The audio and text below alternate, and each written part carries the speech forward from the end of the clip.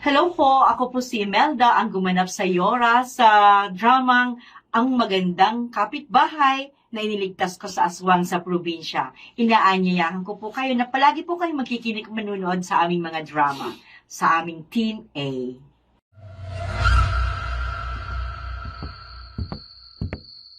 Tay, bakit pumayag ka sa kagustuhan ni Tia na samahan siya? Sabi ni Lola, nakakatakot daw dun sa pupuntahan niyo. Naduduwag ka ba, Roman? Matagal ng panahon yun, iho. At saka, nung kapanahunan ko nga, kahit na 10:00 pa nga ako ng gabi umuwi ay ayos lang.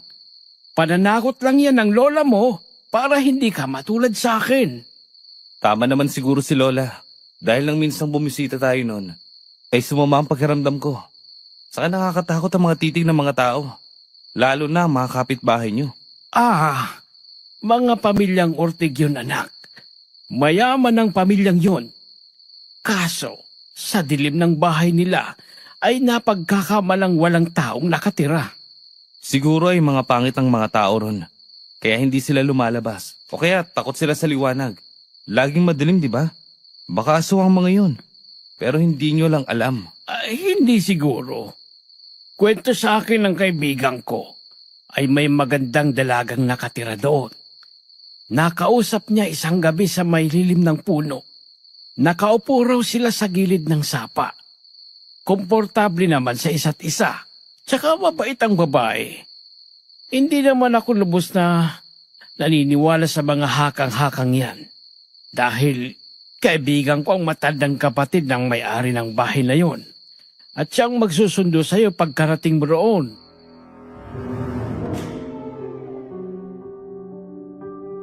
Magandang araw po sa lahat ng mga tagapakinig. Ako po si Roman Rodriguez, 30 taong gulang. Sa isang pangit na tulad ko, hindi ko na naisipang pumasok sa relasyon. Nang mapagtangtong, hindi naman ako nagugustuhan ng kahit sino. Naging maayos ang buhay binata ko. Ngunit na makabalik ako sa lugar na inaayawan ng lahat, naging inspirasyon nito sa akin para tuklasin ang ganda nito. Kaya nang marating ko roon, ay hindi ko inaasahan ang naging pagbabago.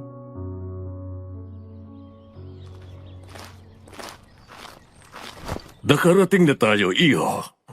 Maraming salamat po sa paghatid sa akin dito, Mang Yandro. Walang anuman. Iho, nakarating ka na pala.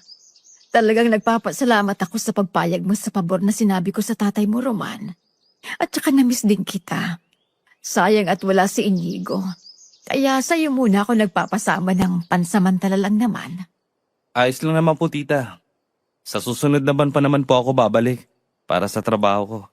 Kung ano man po ang may tutulong ko dito, handa po akong pagsilbihan kayo. Ay nako, nakakahiya talaga, Iho. Pero, suhestyon kuya sa akin na samahan mo ko. Ayoko naman talagang makaabala, lalo na't ayaw ng lola mo na bumalik na kayo rito. Oo nga po eh. Sa tuwing nababanggit ang lugar na to, parati na lang ako napapaisip sa kapitbahay niyo.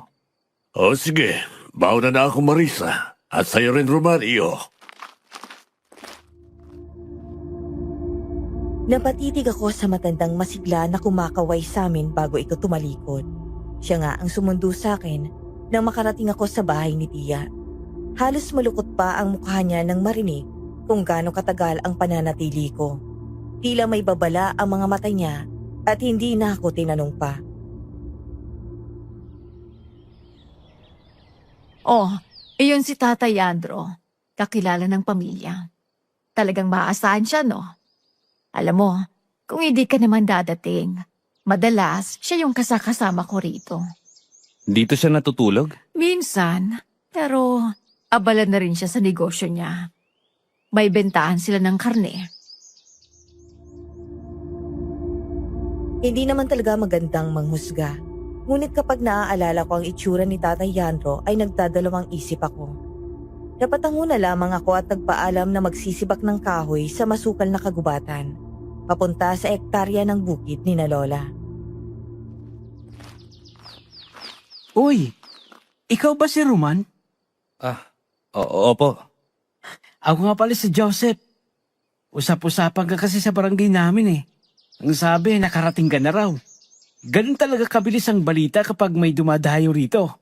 Kaso bibihira na lang ang iba na bumisita dito eh. Alam mo yung mga kwento ng aswang? Hindi ako naniniwala dyan. Sinaunang kwento lang yun. Yun din ang kwento ni Lola sa akin eh. Nako, mag-iingat ka pa rin. May iilang kasi dito sa lugar namin na hindi mo matukoy kung aswang ba o ano. Sa kinalakihan mong syudad, wala naman kayong pakiron sa isa't isa, hindi ba? At wala naman talagang may paki sa aswang dahil hindi naman totoo ang tungkol dun. O binabalaan mo ako para takutin. Matanda na tayo para sa mga ganitong mitolohiya, Joseph. Nako, Roman, kakaiba ka talaga. Hindi ka marunong magseryoso sa mga bagay-bagay. Ayos ka naman palang kausap eh. Hindi magagalit ang mga aswang sa'yo niyan. Pinagpalagay ko na lang na puro katang-isip lang ang pinag-uusapan namin. Ngunit na maghiwalay na ang landas namin ni Joseph, ay may naririnig akong kaluskos sa kung saan. May mga tapak sa natutuyong dahon at minsan ay pagtampisaw sa tubig. Tsaka ko na mataan ng sapa kahit na padilim na ang langit. Nakarinig ako ng sigaw, kaya mabilis akong lumapit at binitawan ang mga sinibak kong kahoy. Tulungan niyo ako! Nalulunan ako! Miss, sandali lang. Kuya, dito! Nandiyan ako.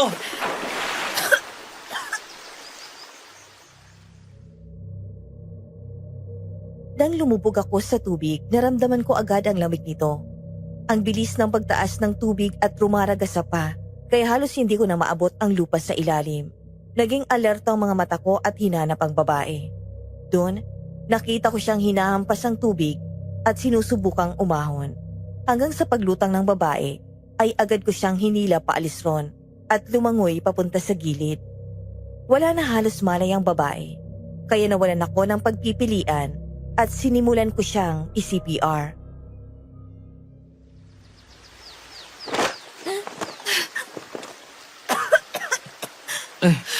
Mabuti naman at nagising ka na.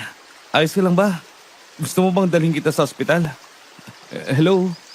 Naririnig mo ba ako? Sino ka? Ako si Roman. Ilang minuto kang walang malay.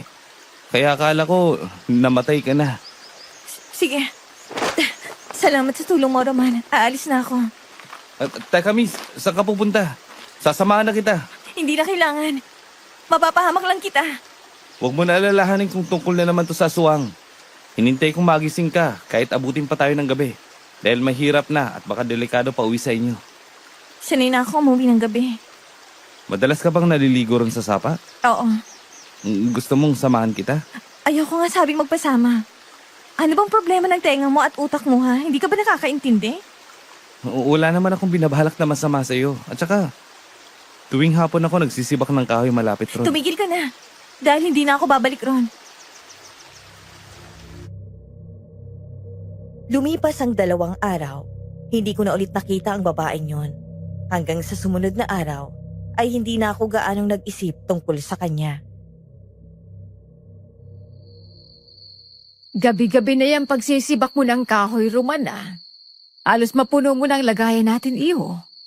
Wala na akong ibang maisip na gawin sa hapon, tita. Samahan mo na lang kaya ang tatayandro mo. Nagpapatulong kasi yun sa tindahan niya. Malay mo, baka bigyan ka pa ng libreng karne nun. Wala ba siyang trabahante ron? Matanda na si Tata Yandro. At hindi naman yun nagpapapasok sa tindahan niya, lalo't hindi kilala. Maingat siya sa pinagkakatiwalaan. Sige, tita. Susubukan kong pumunta doon. Habang nilalakad ko ang daan papunta sa tindahan ni Tatay Yandro, agad nagsitayuan ang balahibo ko nang may natanaw na babaeng nakaupo sa labas ng tabing bahay ni Tia. Nadadaanan nito papuntang sentro ng lugar. Oh, bakit ganyan ang itsura mo, Roman? Parang nakakita ka ng multo. May tao pa po ba sa bahay katabi ng kay tita? Matagal na silang umalis dyan. May nakita po kasi akong babae na nakaupo sa may beranda. Nakatalikod siya pero mukhang pamilyar. Namamalik mata ka lang, iyo. Kwento sa akin ng tiya mo. Ay hirap kang maniwala sa mga ganitong kwento.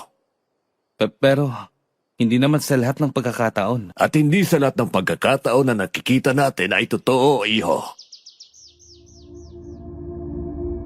Napaisip ako sa sinabi ng matanda. Posible ngang hindi ko na ulit makikita ang babaeng yon dahil umabot pa ng 1 linggo ay wala ni anino niya ang nagpakita sa akin kapag binibisita ko ang munting kagubatan. Hindi naman porket nakakita ka ng babae, Roman, eh nabubulag ka na sa atraksyon. Duwag ka naman pala talaga. Oh, nandito ka rin pala, iyo. Magsisiba ka na naman ba ng kahoy? Patapos na rin po. Nagpapahinga na lang. Ang ganda ng sapa, no? Dito rin ang takbuhay ng nanay mo kung gusto niyang mamahinga. Sa tingin ko nga ay napamahal na siya rito. At nakakalungkot lang ang malaman tungkol sa pagkamatay niya. May alam ho ba kayo tungkol sa kanya? Tingin ko po ay malapit din kayo magkaibigan. Gaya ni Itay. Hindi ka nagkakamali rin, iyo. Napakabuti ng iyong ina. Magaling makisama at mapagbigay. Naging misteryo ang pagkamatay niya at nahihirapan kaming tanggapin ang sitwasyon na sinapit niya. Inabutan ako ng 5:00 ng hapon nang makauwi. Mukhang masigasig ang mga tao ron at minsan nga ay nakangiti sa akin sa hindi malamang dahilan. May kung ano sa labi nila nakakaiba. Ito si Roman. Kumusta, Joseph? Ayos naman. Eto, selebrasyon ng kaarawan ko. O kain ka muna sa amin. Marami pang handa sa loob eh. Hindi na, nakakaya naman. Naku, huwag kang mag-alala. Mababait ang mga yan at saka kuryoso lang talaga sa mga baguhan. Gwapong-gwapo sa mga bagong dayo eh. Tahimik ang ginanap na selebrasyon. May ilang bumati sa akin at minsan ay nangahamong ngisi. Naupo ako sa silya katabi ang babaeng nakayuko sa kanyang pinggan. Dahan-dahang ninunguya ang karne. Hello? Parang pamilyar ka sa akin. Bakit nandito ka? Totoo ba itong nakikita ko? Matagal na kitang hinahanap-hanap. Akala ko hindi na kita makikita ulit. Uy, bakit naman Roman? Nagkita na pala kayo ni Isabela? Nag-aalala ko para sa kanya. So, magkakilala na kayo? Hindi ko siya kilala. Ako yung sumagip sa'yo. Anong nangyari? May pagkasinungaling ka rin, no? Sa palagay mo ba ay ayos sa akin ang pinagsasabi mo? Nagsasabi naman ako ng totoo. Nagpakilala ako sa'yo. Roman ang pangalan ko. Labagok pa ang ulo mo at hindi ako naaalala. Ba't pinapasok mo itong estranghero nito, Joseph? Inaya ko lang para kumain. Kumalma ka lang, Isabela. Mabuting pakikitungo ang tinuro sa atin sa lugar na to. Hindi porket ganun ay pakikisamahan natin sila. Ano bang problema mo at galit na galit ka sa akin? Dahil may pumapapil na naman sa lugar na ito. Anong gusto mong gawin? Anong balak mo? Wala akong binabala. At wala akong pakialam sa dahilan mo. Kaya umalis ka na dito. Isabela, pakainin muna natin si Roman. Ilang araw na rin kami magkakilala.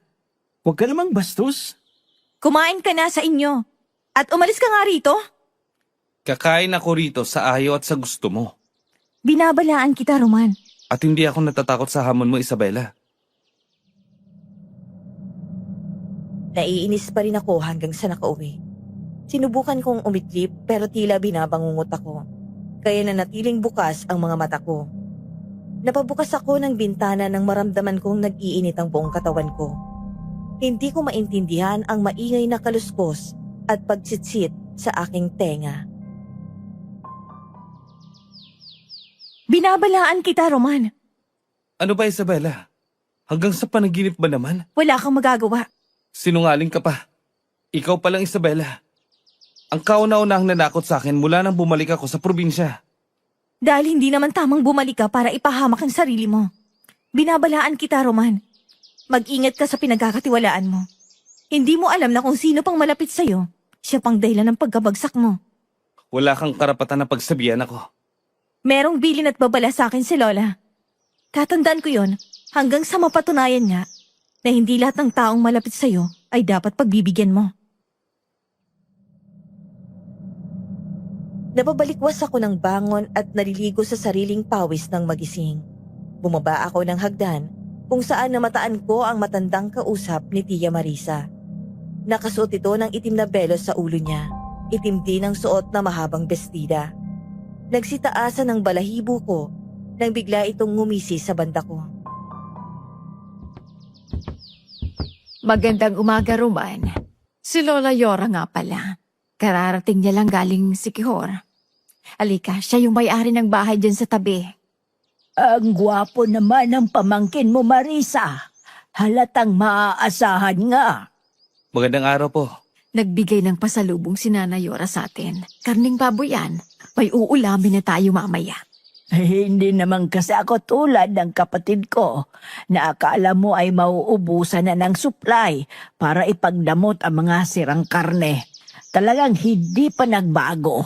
Mabuti naman po si tatay. Pagpasensyahan niyo na lang po. O siya pwede ba akong magpasama sa'yo sa amin? Saan po? Umingay siya ng pabor sa akin kung pwede raw bang magpatulong sa'yo na ayusin ang tindahan niya dahil magbebenta siya ulit. Sayang naman daw ang pwesto. At saka, para hindi siya mainip sa bahay nila. Malayo po ba ang bahay niyo? Ayan, sa tabi lang ng tiya mo. Saka huwag kang mag-alala. Andito naman ang apo ko para tulungan ka rin sa kakailanganin mo. Hindi kasi tumutulong sa akin yung sa ganitong bagay. Talagang mainitin ang ulo. Sige po, Nanay Yora. Tumayo ang matanda at marahang hinaplos ang aking braso bago pinisil ang aking kamay. Medyo mariin ang pagkakapit noon at matama na sinuri ang aking mga mata habang tumatango.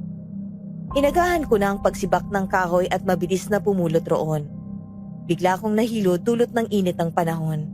Tinipon ko ang tinaling mga kahoy at naupo muna sa may harap ng sapa. May naririnig akong sit-sit sa paligid. Tuloy akong napalinga hanggang sa namataan ko si Isabela. Ang tigas talaga ng ulo mo, Roman. Bakit gusto mo akong umalis dito? Hindi ka tinablan. May agimat ka siguro. Baliw ka siguro. Ikaw ang nahihibang sa ating dalawa. Baguhan ka rito, pero kung kani-kanino ka nang titiwala. Kahit kay Joseph. Alam kong hindi ka naniniwala sa mga ganito. At ayoko may mangyari ulit.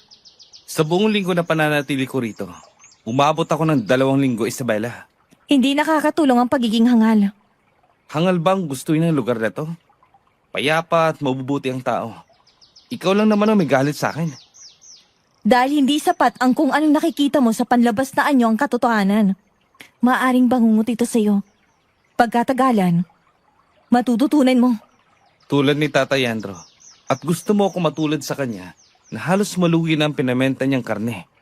Dahil hindi siya marunong makisama. Bahala ka. Ganun ba? Dahil hindi ako tulad ng mga kakilala mo. Kung gusto kong makipagkaibigan, sinisigurado kong maingat ako. Kahit na talikuran ka man niya. Ang mahalaga ay sinusubukan niya. Walang mawawala kung magtiwala ulit, Isabela. Kahit na ilang beses ka mang itanggi sa marami.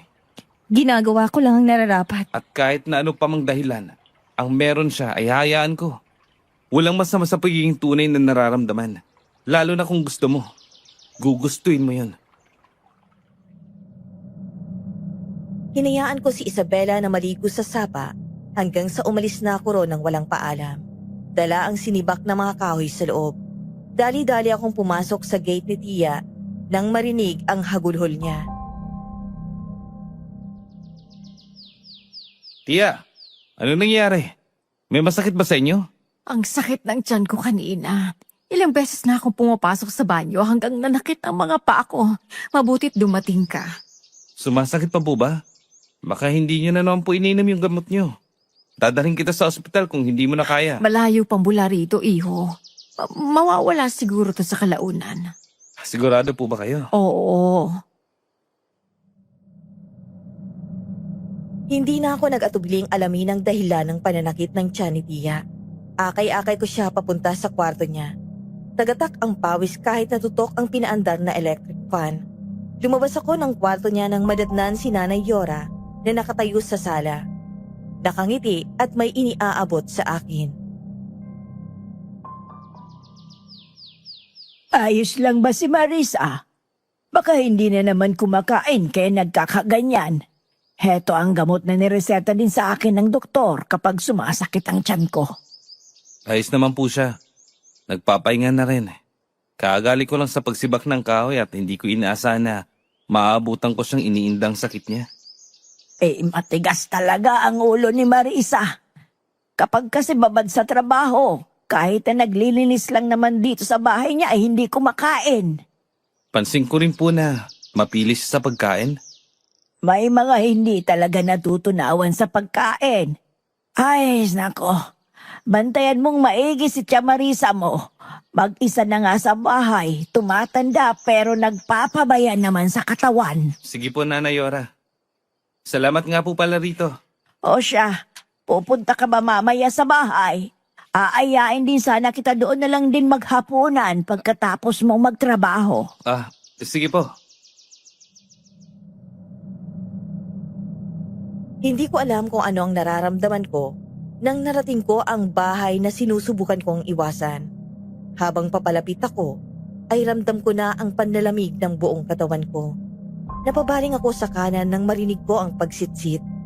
May kaluskos akong naririnig sa kaliwa. Tila nawawalan ako ng boses para tawagin si Nanay Yora. Mas nanindig ang balahibo ko nang mapansin ang figura sa di kalayuan at dahang-dahang papalapit sa akin.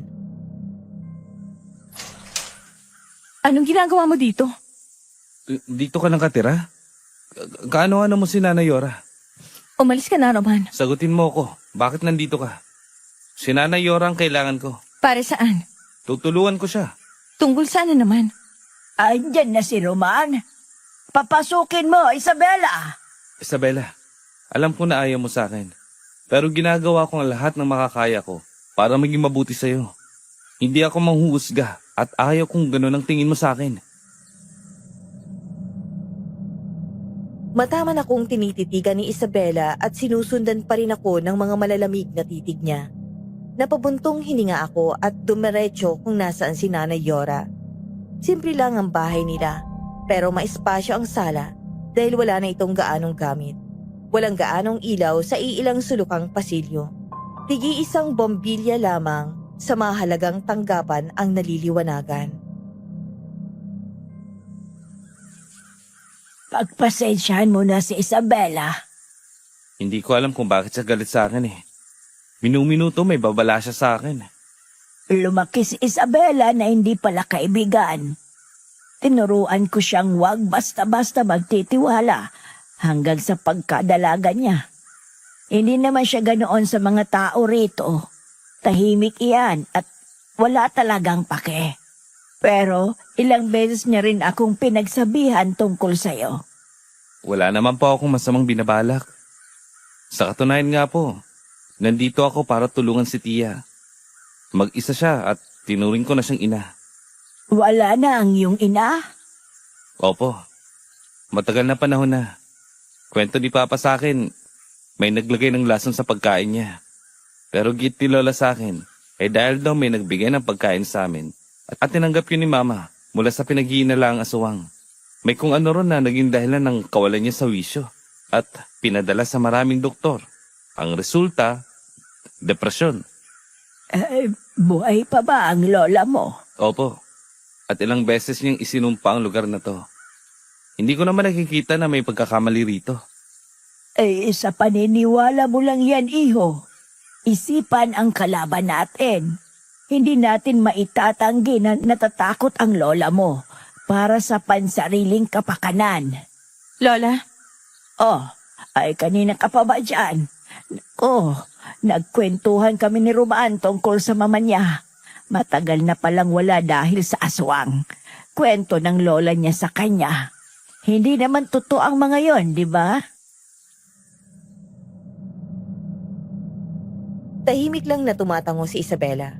Hanggang sa natapos ako sa pinapagawa ni nanay na trabaho, ay tahimik lang na nakatingin si Isabela sa ginagawa ko. May kung ano sa mga titig niya na hindi ko mapigilang mapansin. Nandidilim ang mga titig niya at kalaunan ay tumalikod na rin sa akin. Roman, halika! Hindi na pa ako kakain dito. Pumayag ka na kanina. Saka, hinanda ko talaga itong espesyal na niluto ko para sa'yo. Ngayon lang ulit ako nagkaroon ng bisita. Ayos lang po pala ako, Nay. Kumain na rin po ako sa bahay kanina bago pumunta rito. ako nagluto niyan, Roman. Hindi ko mapigilang langhapin ang masangsang na amoy ng dinuguan. Naupo ako sa silya at pinanood silang nagsisimula ng kumain. Tahimik silang kumain at tanging mga kubyertos lang ang nag-iingay. Maya-maya pa ay narinig kong tumahol ang aso sa di kalayuan. Nag-iingay na rin ang sitsit at kaluskos na parati kong naririnig sa hindi malamang dahilan. Sinulyapan ko si Yora na tumatangos sa akin at iniabot ang luto niyang dinuguan. Hindi mo hilig ito, iho? Madalas itong handaan sa mga okasyon. Nakaugalian ng mga tao rito ang handaan ng mga bisita nila na ganito. Simbolo ng pagkakaisa. Pansin mo ba? Pansin ko na ayaw niya po niyan, Lola. Talaga? Sayang naman. Baka gusto ni Marisa, ipagbabalot natin siya. Susubukan ko pong tikman. Huwag mo nang pilitin kung ayaw mo, Roman. Hayaan mo siya, Isabela. Dapat na masanay si Roman na subukan ng ibang panlasa. At saka, mas marami ka pang matutunghayan kapag nagtagal ka pa rito. Papatok sa panlasa mo ang ilan pang mga luto. Oo, Roman. Kalaunan masasanay ka rin. Opo. Wala naman po sigurong mawawala. Huwag mong kalilimutan na balutan si Marisa mamaya, Isabela.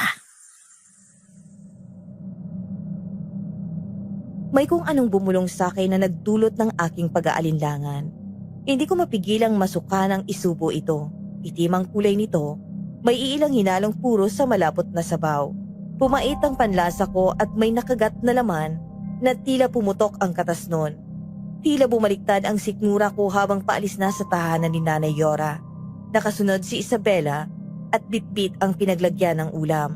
Malamig ang mga titig niya, pero may bahid ng pag-aalala nang makita ako nangihina na hinahapo ang dibdib. Hindi mo naman kailangan subukan ng lahat, Roman. Hindi ka taga rito at lalong hindi ka magtatagal. Huwag mong pakinggan ang lola ko. Hindi mo siya matanggihan dahil matanda na? Hindi naman. Naalala ko ang lola ko sa kanya. Nadala ko lang siguro yung ugali na makagalit kung hindi susundin. Pero sa tulad ko, walang epekto sa'yo. Magkaedad lang naman tayo, Isabela. At saka kung may anong puot ka man dyan na kinikimkim, ay buong puso ko namang tatanggapin. Handa naman akong intindihin ka.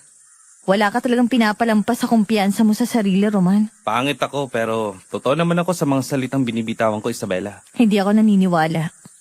Kahit ako, hindi rin eh. Parang nagbago ang ihip ng hangin. At may kung anong gayuma yata akong nakain. Paano ka ba sa luto ni Lola? Ayos naman ang niluto ni Nanay Yora. Hindi ko lang masikmurang kung anong hinalo doon. Ano-ano ba yun? Ngayon lang ako nakakain nun. Mga hiniwang karne. Di bale. Pag matutuhan ko kung paano magluto nun, bibigyan ko kayo ni Nanay. Aray. Masakit ba masyado? Hindi ko napigilang sumuka at mag-init ang katawan. Nilapitan ako ni Isabela at marahang tinapik ang aking likod. Tuloy pa rin ang pagsusuka ko, pero hindi pa rin nilulubayan ng hilo. Baka may gamot si Lola. Lola Yora? Nagbigay siya sa amin kanina. Mauna na ako, Isabela. Akin na yung ulam na pinapabigay ni Nanay Yora kay Tia. Huwag mo nang dalhin. Utos ni Nanay Yora yun. Baka mapagalitan ka pa niya. Sinasabi ko na nga huwag mo nang kainin kung hindi mo gusto. Nag-aalala ka ba sa akin? Magpagaling ka. Siguraduhin mo yun. Inilayo ni Isabela ang bitbit na lalagyan bago siya walang sabi na tinalikuran ako. Namataan ko na lang na sinalubong siya ng kanyang lola habang nandidilim na tiningnan ako sa mata at kalaunan ay tumalikod na rin. Kailan bang huling check-up niyo, Tia? Nung nakaraang buwan, maayos naman ang kalagayan ko eh. Hindi ko lang alam kung bakit bumabalik na naman ang sakit na to. Naalala ko tuloy ang kwento sa akin ni Inay. Ano-ano po bang nabanggit ni Lola sa inyo? Ilan sa mga sintomas nung nagkasakit ang mama mo ay nahihirapan siyang matulog sa gabi. Lagi siyang binabangungot ng ingay. Kaluskos sa paligid. May biglang umiihip sa tenga niya. Nainitan yung katawan niya at higit pa roon, hindi siya nakakausap ng matino. Wala naman po sigurong nagawa si Mama na masama sa kahit na sino. May nakaway po ba siya? Mabuti at mapagbigay ang mama mo, iho. Hindi nga ako makapaniwala nung subukan siyang atakehin ng malaking pusa sa bubong nila. Gaano po ba kalaki? Hindi normal na laki at nakita niya yon. Ilang beses na nagpapakita sa kanya. Minsan ay embarahas at nag-iingay raw ang pagkalmot nito sa mga kahoy niyang dingding. Tia, may karanasan ka po bang ganun? Madalas. Pero iniisip ko ang guni-guni lang yun. Minsan paggabi, may parang tumatawag sa akin. Malakas ang tahol ng mga aso. Mabuting at may tao na sa kabilang bahay eh. Kilala ko palang babae ron. Talaga? Nasaan mo naman nakita? Nakita ko siyang nalulunod sa sapa at hindi siya magandang makitungo. Normal naman sa mga kababaihan dito na umaayaw sa mga bagong dayo. Pero ang tulad nung apo ni Nanay Yora, malimit yung makipag-usap sa lalaki. Sa ganda niyang yon, ang dami niyang tinanggihan. Ano naman pong rason niya? Pokus siyang alagaan ng lola niya. Mahal niya yon. Naalala ko nga na bumisita yun dito dati. Tahimik lang na nagmamasid at tumingala sa kawalan. Hindi siya gaanong nakikinig. Wala siyang paki. Kahit nahirap yung dating tauhan na Nanay Yora, baliwala lang siya. Hindi niya siguro alam ang gagawin. Kahit kanina. Bakit? May masama bang nangyari? Wala naman po. Sinasabi ko sa iyo, maging mabuti ka lang, Roman. Kung posible ngang may mga aswang pang nabubuhay sa panahon ngayon, maging mabuti ka lang sa kanila. Yun lang ang dapat na maging ganti natin. Hindi kadiliman. Masyado na tayong binalot sa kasuklaman. Hindi na angkop ang maging mapanghusga sa kung ano man ang napansin mo sa kanila. Hindi ko maatim na tanggapin na ganun lang kadali. Simula nang tuloy-tuloy ang pagsama ng pakiramdam ko, ilang araw pa akong nahigalang sa kama. At tuwing gabi nga ng hating gabi ay may naririnig ako na kakaiba. Lumalalim ang mata ko sa puyat. Kahit si Tia Marisa ay tuloy pa rin ang pag-inda niya ng kanyang sakit at namumutla na nga nang bisitahin ko ang kwarto niya ng isang gabi. Ayos na bang pakiramdam mo? Medyo po. Tatawag na ba ako kay Papa ha, Tia? Huwag ka nang mag-abala sa sakit ko, Roman. Kailangan ko masiguro na maayos ka lang. Pwede tayong humingi ng tulong kay Itay. Pagwawala lang ang tatay mo kapag nalaman niya to. Mas mainam na malaman niyang tungkol dito para maagapan ka pa. Pag may iniinom naman akong gamot, huwag kang mag-alala. Kailangan ko lang ng tubig ngayon. Kuhanan mo nga ako, iho. Napatalon ako sa gulat at mabilis na nagsitayuan ang mga balahibo ko nang makita ang malaking pusa at tumalon palabas sa bukas na bintana. Tuloy pa rin ang kaba ko at nanginginig ang mga tuhod na pinuntahan ko kung saan tumakas ang pusa. Biglang nanlamig ang kalamnan ko at hindi maiwaksi sa isipan ang aking nasaksihan. Nako, Marisa, bakit hindi mo pinapunta sa akin si Roman? Nagkasakit din po siya, Itay. Ayos lang yan. Huwag mo nga sabing pinapansin ng matandang yun, Marisa. At matagal ko nang hinabilin na kumain ka ng mabuti. Magagalit sa Inigo kapag nalaman niyang pinapabayaan mo ang sarili mo. Gumagaling na ako. Pagod lang siguro. Huwag mo nang paabuti na mag-hysteria ka bago makinig sa akin, Marisa. Pasensya na po, Itay. Hindi ko po alam na may sakit si Tia.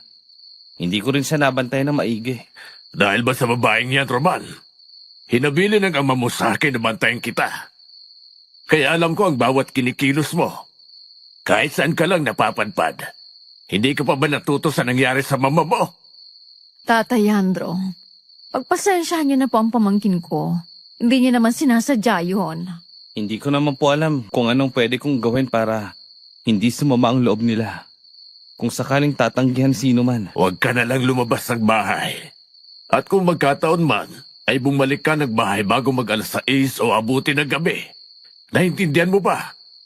Babalik na rin si Inigo makalawa ng linggo sa sunod na buwan. Kinabukasan nagising ako ng bandang alas 5. Bumaba ako ng hagda nang may biglang tumalon palabas ng bintana at nagdulot ng ingay sa madilim na sala. Mabilis kong binuksan ang ilaw at naabutan ko ulit ang kulay itim na pusa. Sinundan ko yun palabas ng pinto. Tanging ilaw lang ng poste sa sulok ng bahay ni Nanay Yora ang nagsilbing liwanag sa lambat na bakod ng alambre na nakapalibot sa bahay ni Tia. Kung tutuusin ay agad mong maaabutan ang kung anumang nilalang ang pumapasok sa bahay. Ngunit hindi ko na ito naabutan. May magnanakaw bang nakapasok? Hindi po ako sigurado. Hindi ko na po naabutan nang makalabas ako sa pinto. Hindi rin ako sigurado kung pusa ba yun. Nagising din ako sa gulat dahil may nakapasok sa bintana ko. Paano naman po nangyari yun? Sinigurado kong sarado ang lahat ng mga pinto at bintana bago ako umakyat. Imposible namang bumukas ito na mag-isa. Iyo, siguro may totoo ang sabi ng inay tungkol sa mga aswang. Bakit po? May kung ano po ba kayong nakikita o nararamdaman? Lagi akong binabangungot at nagigising bago mag-alas 3. At kapag naman namulat ang mga mata ko, parang may nakatitig sa akin mula sa sulok. Parang may bumabatog sa palang ko. At naninigas sa mga binti ko. Tia, dapat tayo magpatingin sa albularyo. At baka may nangkulam sa inyo. Wag na wag mong babanggitin yan, Roman. Walang albularyo rito. Dahil pinatay sila ng mga hindi nakikilalang mga aswang sa barangay.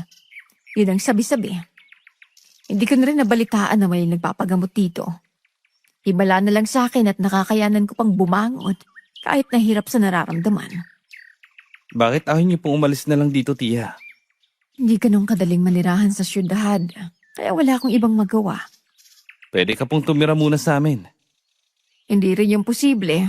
Dahil umuwi si Inigo sa mga hindi inaasahang pagkakataon.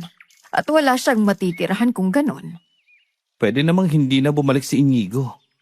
Ilang beses ko nang sinabi sa kanya na wag na siyang bumalik dito. Pero nanlambot ako sa dahilan niya kung bakit hindi niya maiwan ang lugar na to.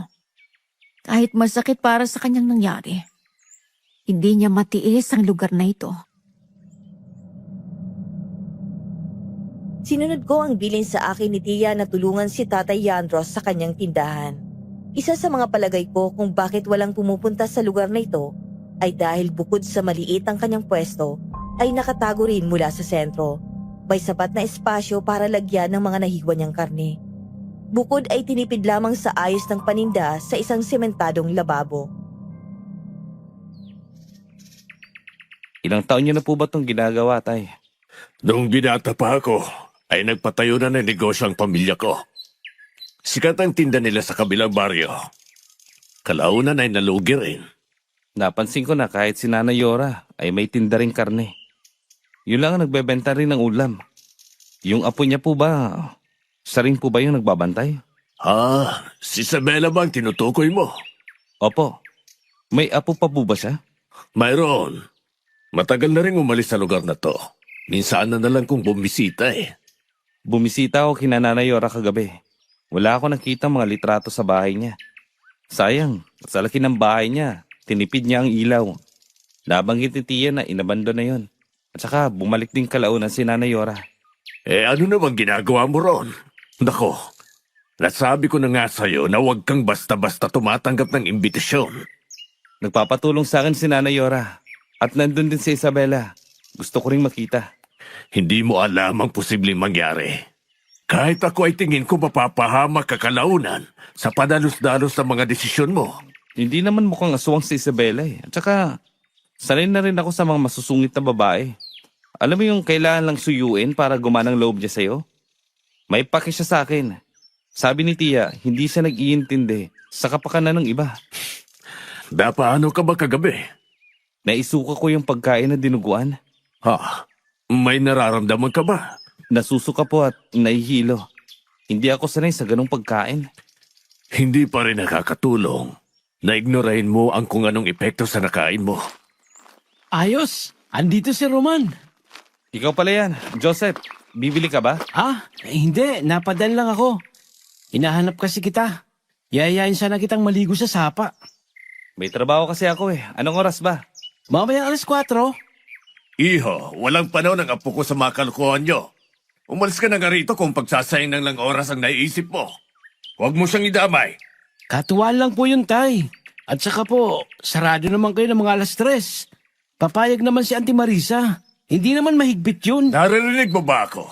Nagbabakasyon si Roman dito. Bakit pinababantay mo sa tindahan nyo?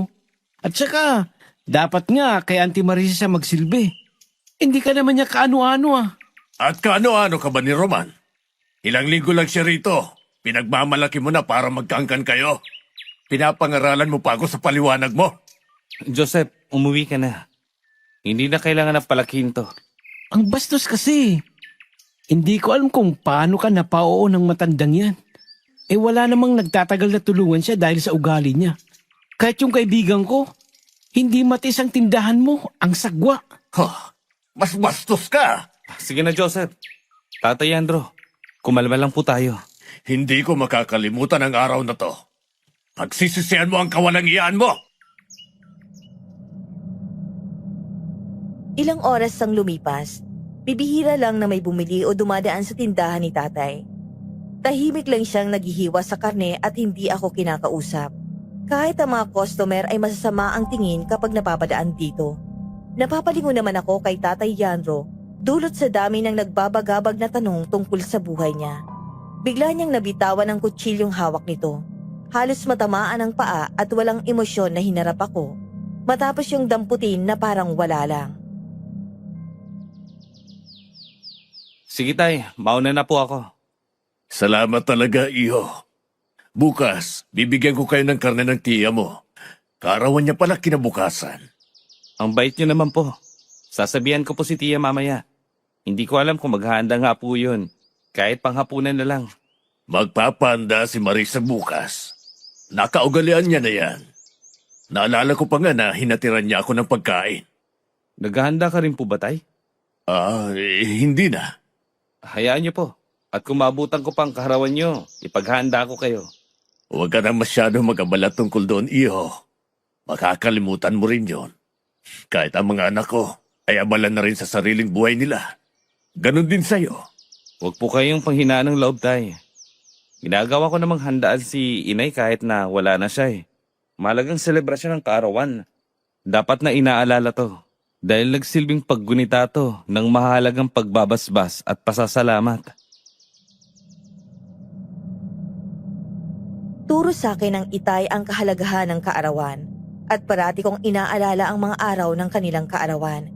Napapikit ako habang dinadama ang lamig ng tubig sa aking paanan. Naputikan ang bandang binti ko sa putikan habang nagsisibak ng kahoy. Kaya nagkataon din na pumuslit ako para makapagpahinga. Nandito ka pala. Maliligo ka ba? Alis na ako kung ganun. Hindi. Hinihintay kita dito. Nagbabaka sakaling maabutan kita. Hindi ka na napapadaan dito? Abala rin ako sa bahay. Hindi ka rin sisipot mamaya kina Joseph? Hindi naman kailangan. At saka, baka mainis ka lang sa akin. Ayoko maistorbo ka. Ayos na yun, para maaliw ka talaga ron. Wala namang pinagkaiba sa dati. Inaaya lang talaga ako ni Joseph. Kahit na ayaw ni Lola. Matanda ka na para pigilan ang gusto mo. Nung kapanahunan ni Papa, matigas din ang ulo nun. Hindi ganun kadali, Roman. Kung pwede nga lang umalis na sa lugar na ito, gagawin ko. E di umalis ka. Gusto mong samahan kita sa syudad namin kung papayag ka. Anong gagawin ko ron? Magbakasyon tulad ko. At saka marami ka pang pwedeng madiskubre sa ibang lugar. Pansin ko rin ay hindi nahahasang ugali mo eh. Bukod sa pagiging masungit. Sinasabi mo bang ang pangit ang ugali ko? Hindi ah. Ang ganda mo kaya. Manghanga ako sa iyo eh. At saka, alam ko na magagalit ka lang sa akin kung aaminin ko. Ha? Ang tungkol naman saan? Sa bagay-bagay na napapansin ko sa iyo. Kakaiba yung meron ka. Hindi ko naisip na mabulaan ka pala, Roman. Tinatawanan mo ba ako? Oo. Hindi ka ba naaawa sa akin? Hindi ko alam kung anong igagamot sa sakit ng tiyan mo ng huling gabi. Nagbibiro lang ako. Seryoso mo naman. At saka, huwag kang mag-alala. Maayos naman ako kahit papano.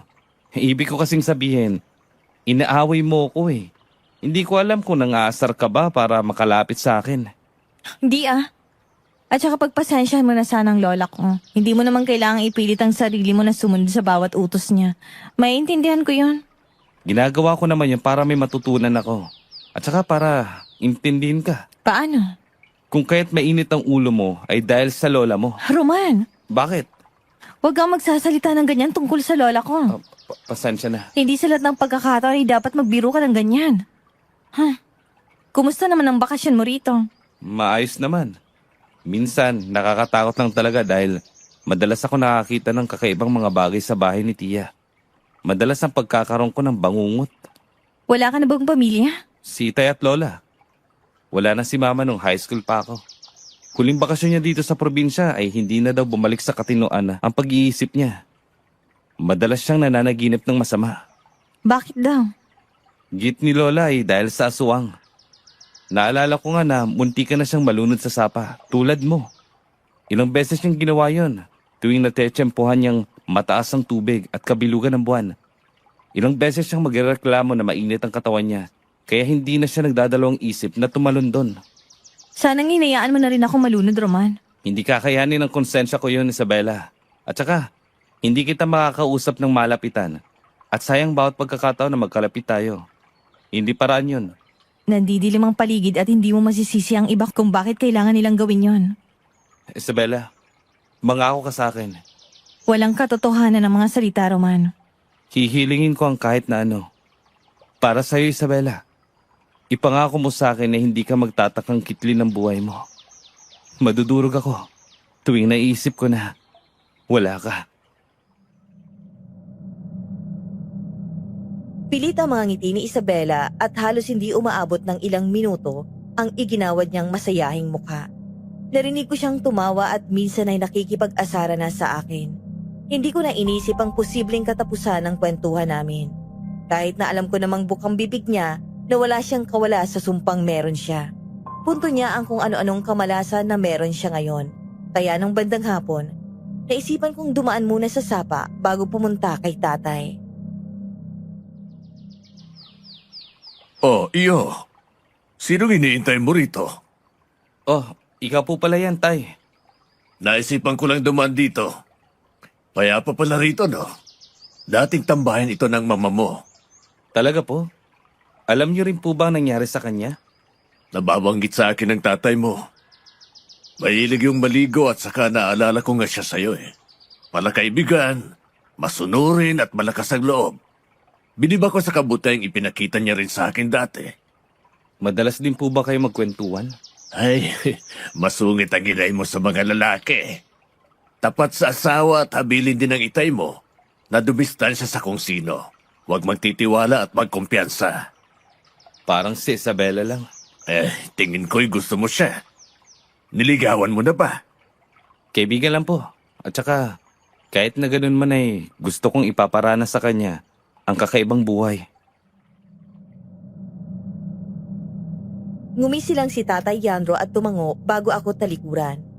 Dumiretso siya sa kung saan ako nanggaling, papuntang bahay ni Tia. Hindi ko malimutan ang malamig na mga titig na iginawad niya habang ikinikwento ang tungkol kay inay. Sinundan ko ng tingin si Tatay Yandro at napaigtad ng matanaw siyang lumingon pa sa akin ng ilang beses bago tumungo ulit. Kanina ka pa rito? Oh, nakakagulat ka naman. Sino bang tinitingnan mo dyan? Si Tata Yandro. Pupunta na ata si Tia. Naganda kasi siya. Gusto mong pumunta sa amin? Wag na, baka maraming tao. Hindi naman yung problema. Dadalhan na lang kita ng pagkain. Roman! Roman! Napalingon kami ni Isabela, naabutan si Joseph na hapong-hapo ang kanyang dibdib galing sa pagtakbo. Nanginginig ang kanyang katawan. Halos tumirik ang mata habang sinusubukan akong abutin. May bitbit siyang lagayan sa kanang kamay niya.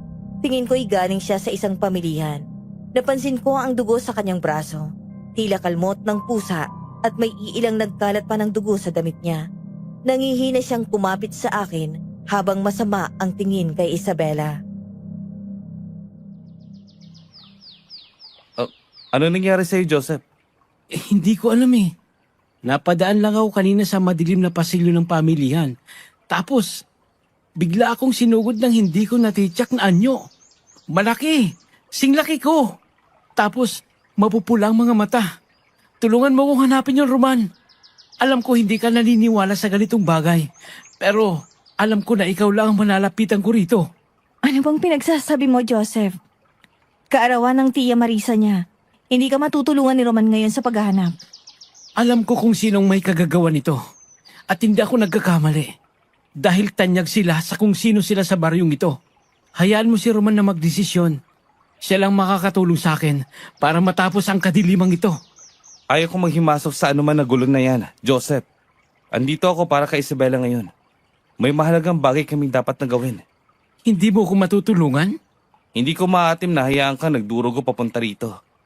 Ihaatid kita sa pagamutan. Walang pagamutan at kaya kong gawin ito. Kailangan ko lang na tulungan mo ko. Halika na, Joseph. Ihahatid kita pa uwi. Tutulungan kita sa anumang kakailanganin mo. Hindi mo ba naririnig, Isabela? Naririnig niya, Joseph. Susunod ako sa iyo mamayang gabi.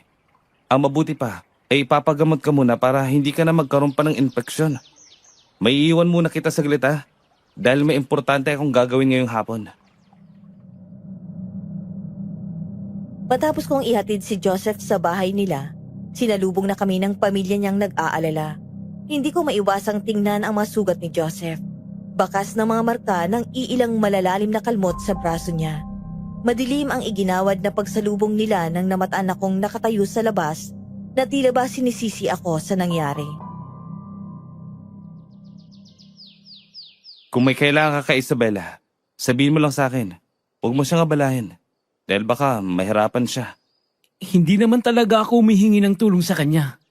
Sa katunayan, siya ang madalas na umaalok sa akin ng kahit ano. Naintindihan ko na kung bakit kailangan na umalis ni Inigo rito. Bakit naman? Hindi pa rin pala nagbabago si Isabela. Siya pa rin yung tipo na handang damayan ka.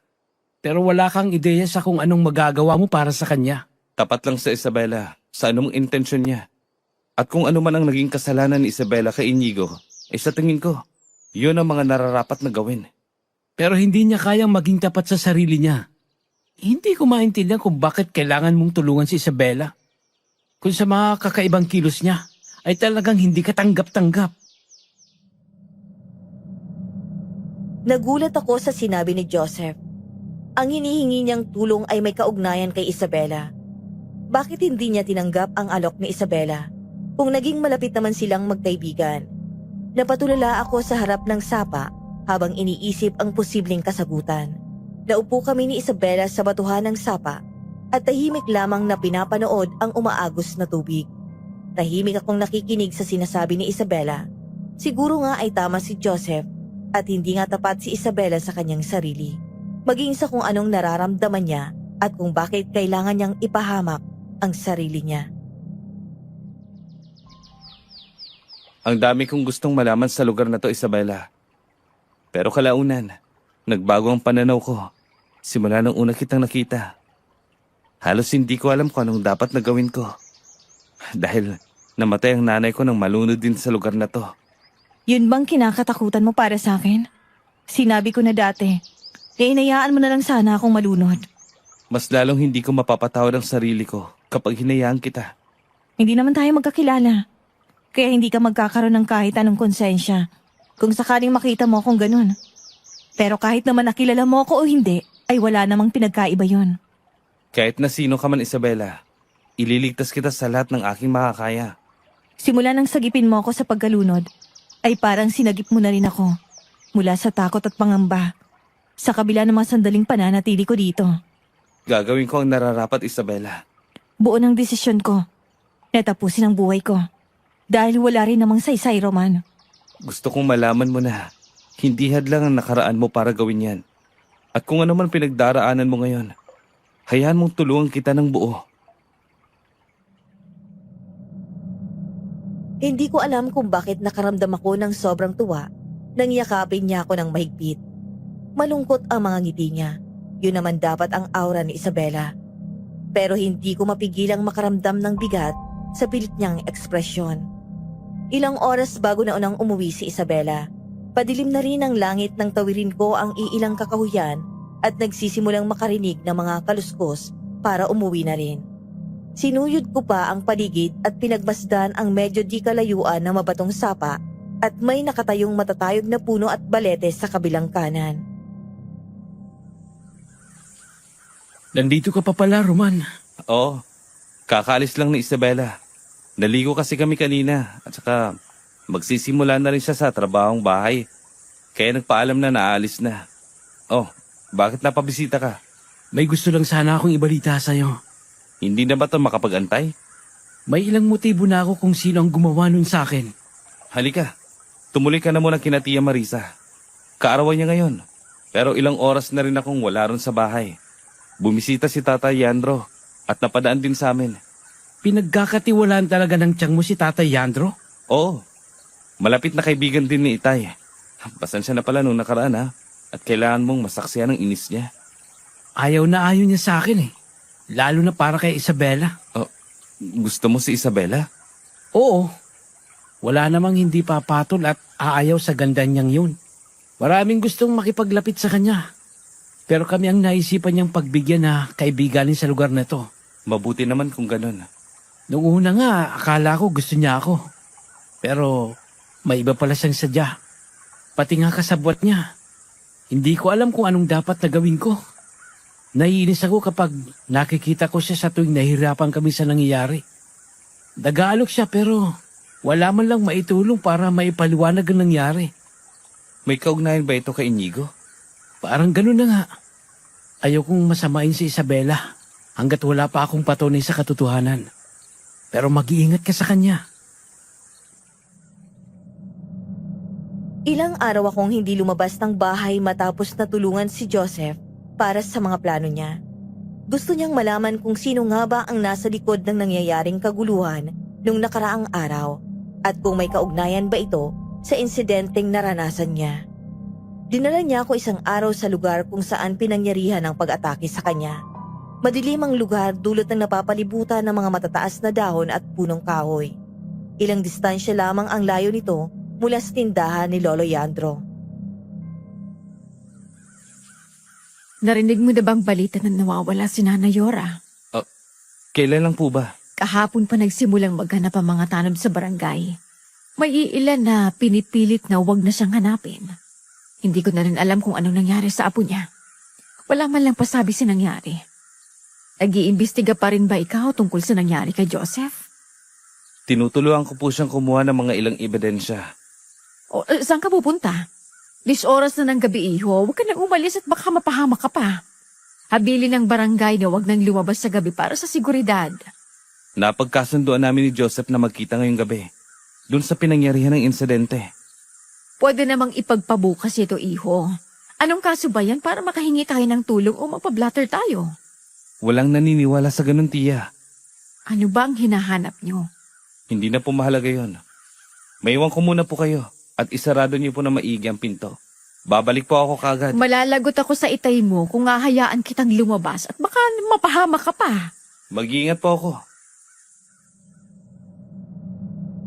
Malalim na ang gabi nang pumayag ako sa napagkasunduan namin ni Joseph na puntahan ang lugar na tinutukoy niya.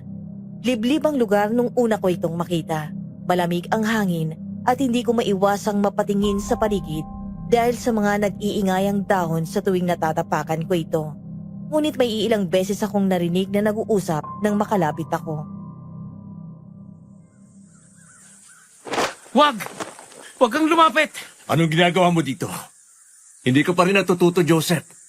Baypit na ipinagbabawal ka sa lugar na to. Isa kang aswang! Hindi ako natatakot. Kahit na marami pa kayo. Hindi rin ako natatakot sa katapangan mo. Alam mo bang matagal na akong naiinis na makita kang dumadaan dito? Bitawan mo ko! Hindi kita bibitawan hanggat hindi ka managutan ng hininga. Wala akong gagawin sa kanila. Alam kong alam mo ang tinutukoy ko. Hindi ko na kailangang magpaliwanag pa. Nasaan si Nana Yora?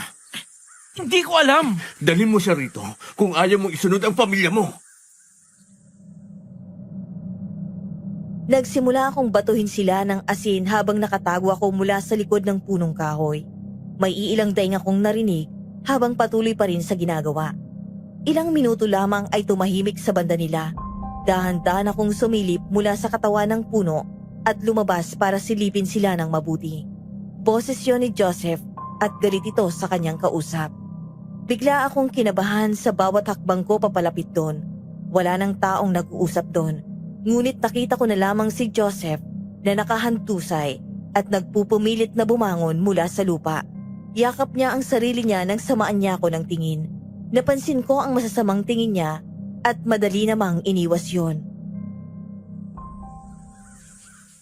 May masakit sa'yo? Kanina ka pa dyan? Bago pa lang akong dumating. Saan ang kausap mo? Totoong aswang yun? Kilala mo ba yun? Alam mo ba kung saan siya nakatira? Hindi na mahalaga yon. Siyang posibleng may gawa sa'yo nung nakarang araw. Aswang may gawa nito sa'yo. Kailangan natin magsumbong sa barangay. Hindi naniniwala ang mga tao rito sa aswang. Ang alam nila, matagal lang umalis ang mga pamilyang yon hanggang... At sino naman ang kausap mo kanina? Sinaktan ka niya. Hindi natin masiguro kung anong mangyayari sa pamilya mo kung hayaan mo. Ayaw ko mapahamak sa Isabela. Huwag kang lumapit sa pamilyang yon, Roman. Kahit kay Isabela. Ipapahamak tayo ng pamilyang yon. Hindi pwedeng magtiwala sa kung sino-sino. Dapat ba ako magtiwala sa'yo? Alam ko naman na parte sa investigasyon namin ang tungkol sa pag-atake sa kanya. Ngunit hindi ko inaasahan na maabutan ko naman siyang atakihin ng mga aswang. Lalaki yon at bahid sa tono ng boses niya ang galit sa mga salitang binitiwan. Totoo ang sinasabi ko, Roman. Hindi pwedeng mabulag ka sa kabaitan na mayroon si Isabela. May dugo siyang aswang. Ikaw bang dahilan ng pagkawala ni Nanay Yora? Hindi ako. Nakita mong biktima rin ako ng lalaking yung Roman. Wala akong natitiyak na biktima sa mga narinig at nakita ko, Joseph. Mahal ni Isabel ang kanyang lola. At kung malalaman ko, nasangkot ka. Huli kong nakita si Nanay Yora na may kasamang babae bago siya nawala. Saan mo sila nakita? Naglalakad ako papunta sa sapa para magsibak ng kahoy. Abang silang dalawa ay tila seryoso ang pag-uusap. Hindi pamilyar sa akin kung sino ang kasama niya dahil nakatalikod silang dalawa sa akin. Mabibilis ang yapa ko paalis ng lugar, tahimik ang kalsada, ngunit nag-iingay ang iilang mga cricket sa tabi. Ilang beses akong sinabihan ni Itay na hindi totoo ang aswang, ngunit hindi ko maiwasang mapatanong sa sarili ko tungkol sa nasaksihan ko kanina. Tila binuhusan pa ako ng tubig nang tila nagsusunod na mga kamay at sa iilang parte ng katawan ni Joseph ang may sugat. Paalis na ako nang may naabutang pamilyar na figurang nakatayo. Tila nagmamasid ngunit nakatingala lamang siya sa langit kung saan bilugan ang buwan. Isabela! Isabela! Siguro nga'y patay na si Lola Yora. Hindi. Imposible. Tutulungan kita na hanapin si Nanay Yora. Habilin ko sa kanya na wag na siyang bumalik dito. Pero bakit kailangan pang gawin nila sa akin to? Hindi ko maintindihan kung bakit ganito sila magalit sa akin. Hindi ko naman ginusto ito, Roman. Hindi mo kasalanan ang nangyari, Isabela. Alam ko na gusto mong gawin ang lahat ng iyong makakaya para isalbang lola mo. Linakip ang lola ko. Walang aswang at hindi totoo yun. Sana nga'y totoo yan. Bumahid ang pait sa tono ng pananalita ni Isabela. Malungkot niya akong tiningnan mula sa kanyang balikat. Tahimik niya akong pinagmasdan kahit na malayo kami sa isa't isa. Hindi ko nakikita ang itsura niya sa dilim. Tinatago niya ang sarili mula sa dilim. Ipagluluto ko pa ang lola mo, di ba? Hanapin ko siya para sa iyo. Hindi na yun kailangan. Ayokong mapahamak ka ulit. Bakit nagtatago ka sa dilim? Isabela! Umaamba akong lumapit ngunit dahan-dahan siyang naglakad palayo mula sa akin. Naririnig ko na ang mabilis na paghinga niya bago ako walang sabi na tinalikuran. Mabilis siyang tumakbo patungo sa daan kung saan ang sapa ay matatagpuan. Wala na akong naabutan na bakas niya sa madilim na daan ng mababatong sapa. Dulot sa takot kong baka ay tumalon siya at magpakalunod ay walang alinlangan akong hinanap siya sa tubig. Ilang beses ko na siyang tinawag ngunit Anong ginagawa mo dito? Sino ka? Nakaka-istorbo ka talaga. Kahit kailan wala talagang makwenta ang tulad yung lumaki ng syudad. Paano mo ako nakilala? Malit lang ang baryong to. At naamoy ko kung gaano ka katapang. Ay ganun ka naman kaduwag. Anong ginawa mo kay Isabela? Nagpapatawa ka ba? Kailan ka lang ba dumayo rito? At kung makahusga ka, ay parang may ginawa ako. Anong ginawa mo sa kanya? Sinusundan ko siya rito. May binabantay na ako, Roman. Sino ka ba, ha? Ikaw ba may gawa rin kay Joseph? Kahit na aminin mo ay hindi ako matatakot. Sinabi ko na rin yan. Pero walang nangyari. Baka nga hindi totoong matapang ka. Lalo nung kung sasabihin ko na hindi nagpakamatay ang iyong ina. Oh, sinungaling ka. Ayokong pinag-aalala si Chamarisa. Kaya umuwi ka na ron. Tinalikuran niya ako at mabilis ding nawala sa harap ko. Mabilis akong tumakbo pabalik ng bahay. Nagulantang ako ng madatna na tahimik na pinapanood ako ni Tia Marisa. Nakabalot ang isang alampaintos sa balikat at agresibong pinapaypayan ng sarili. Hindi ka pa po natulog? Nanaginip ako ng masama kakaisip kung nasan ka.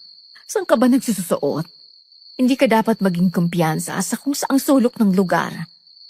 Totoo pa rin ang kwento ni Inay tungkol sa mga aswang. Pasensya po, Tia. May masama bang nangyari? Dumaan ako sa sapa. Diyos ko po, Roman. Kailan ka lang ba nakapunta ron sa sapa? Matagal ka na bang pumupunta ron? Kwento ng lola mo na doon niya rin na unang nakita ang unang aswang. Matanda raw yun.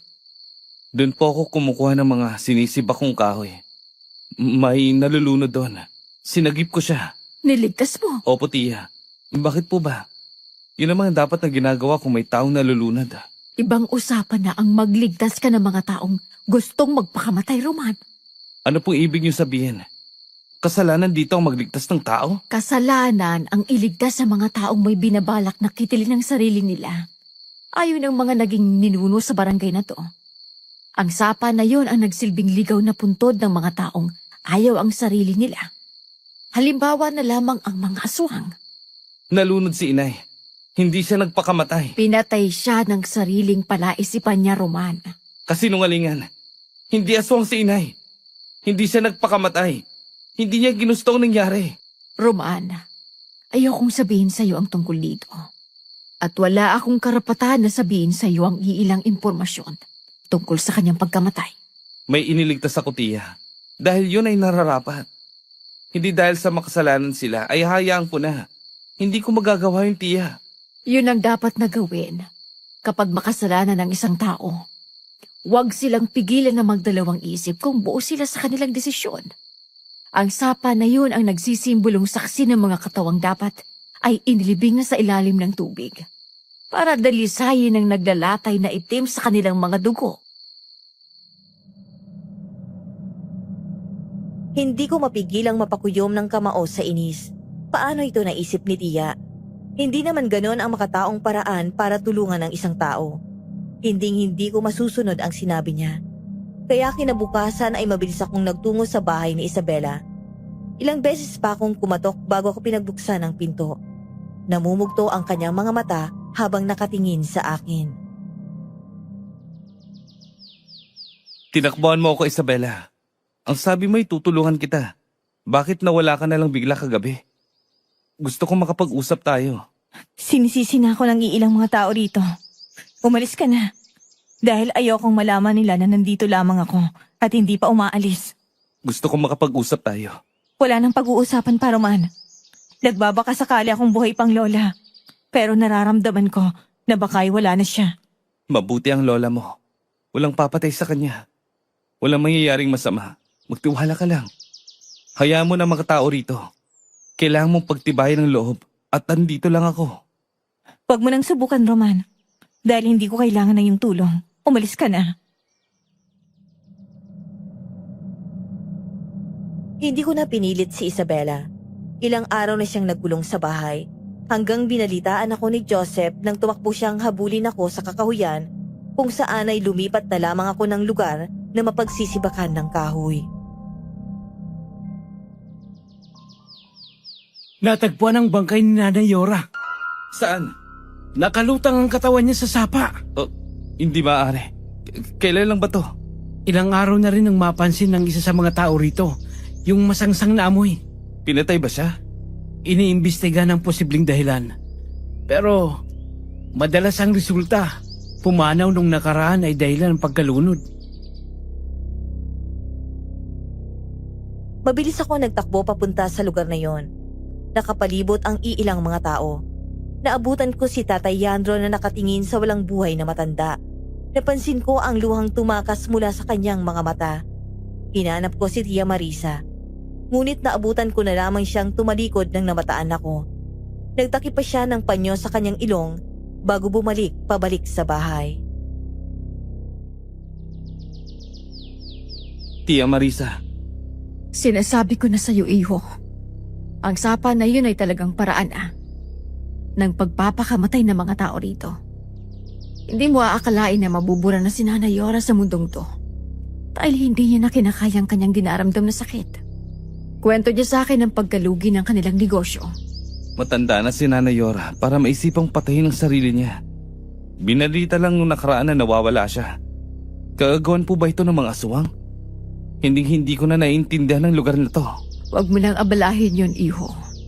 Maayos nang ilibing si Nanay Yora. Hayaan mong ang kapatid niya ang gumawa ng paraan. Kapatid?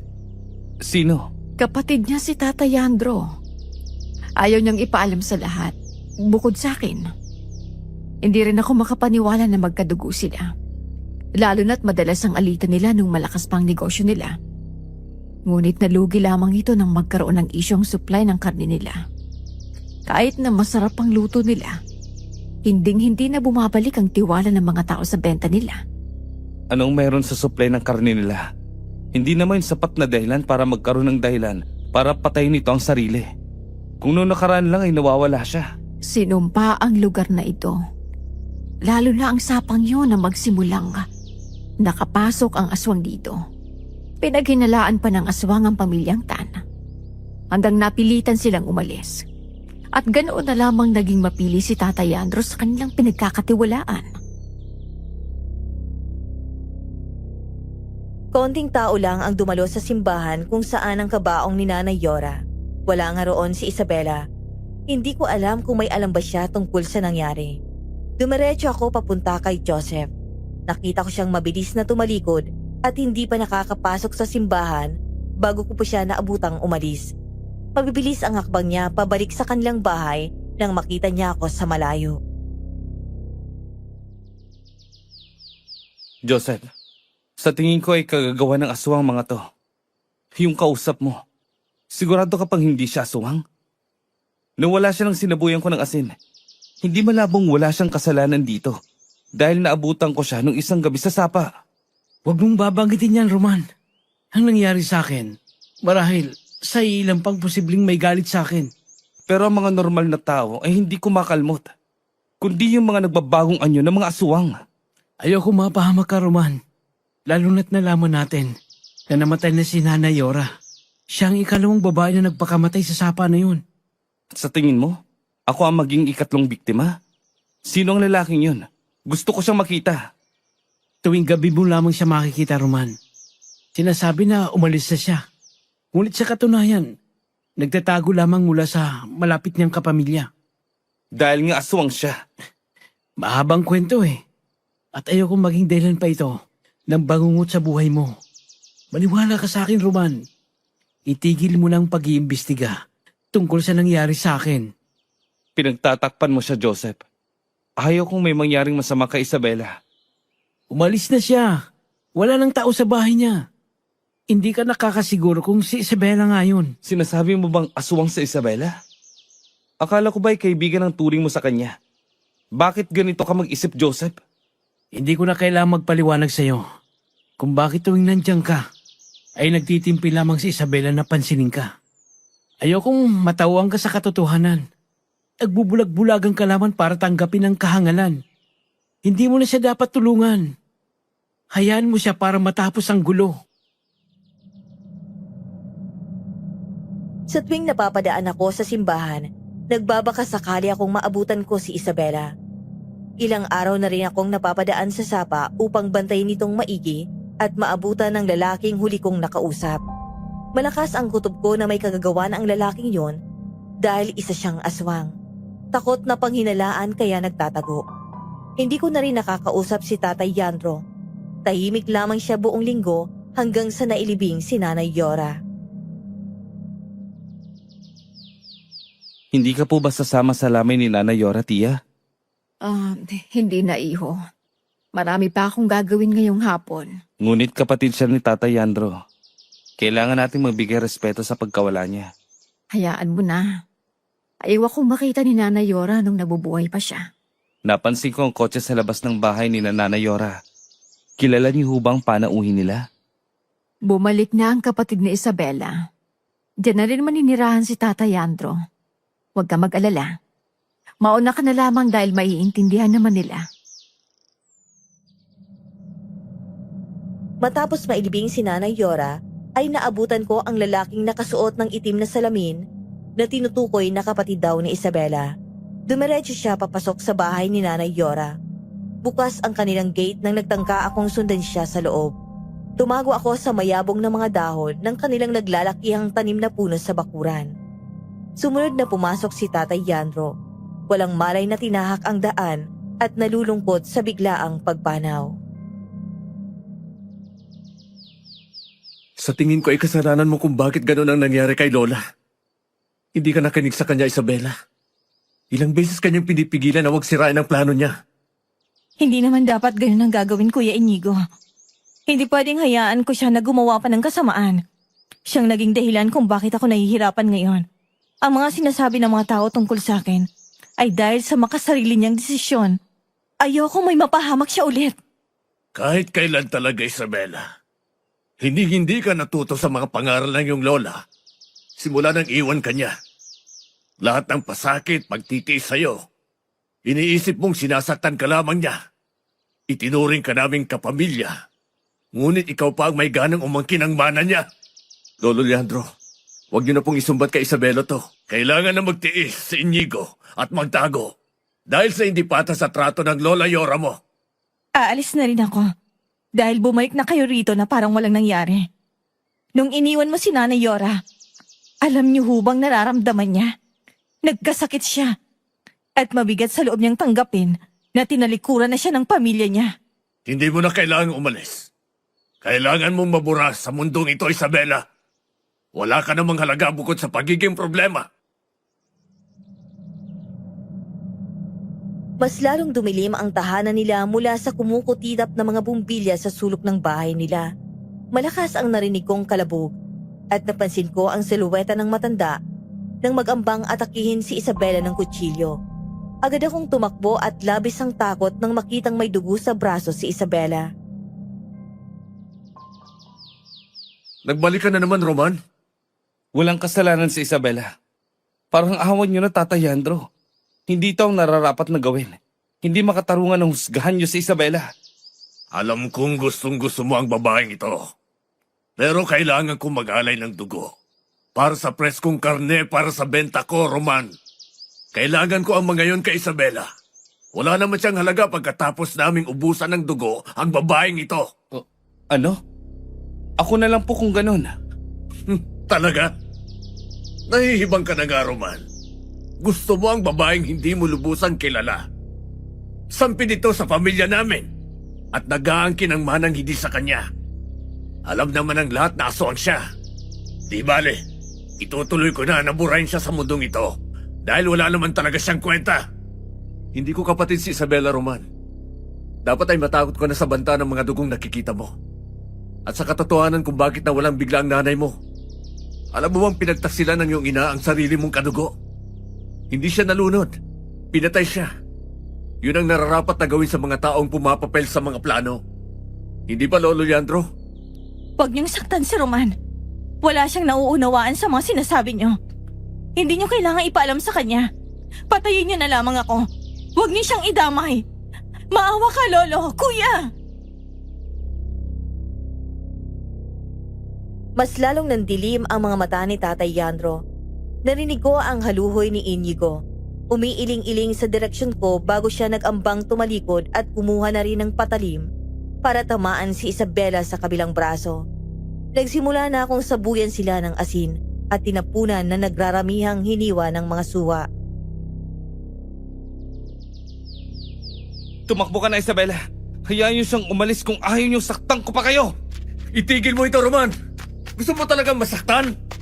Huwag kang mangialam sa problema ng pamilya namin! Anong nangyayari?